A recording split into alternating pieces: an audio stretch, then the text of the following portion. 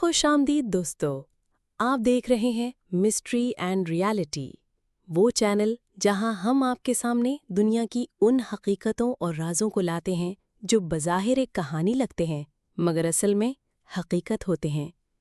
आज हम आपको बताने जा रहे हैं एक ऐसी कुदरती आफत के बारे में जो लम्हों में पूरी वादी को निगल लेती है।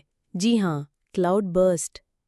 दोस्तों, ज़रा सोचिए, आप एक खामोश वादी में बैठे हैं, चारों तरफ पहाड़ हैं, दरख्त हैं और आसमान पर बादल छाए हुए हैं।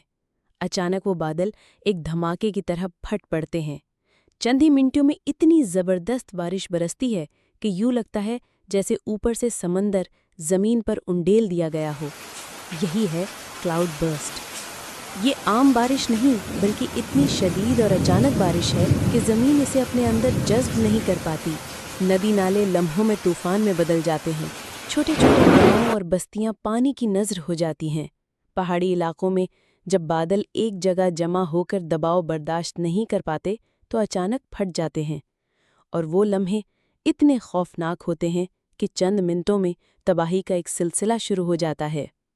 कितने ही लोग अपनी जानें खो देते हैं, जिंदगियां उजड़ जाती हैं और कई खानदान लम्हों में बिछड़ जाते हैं।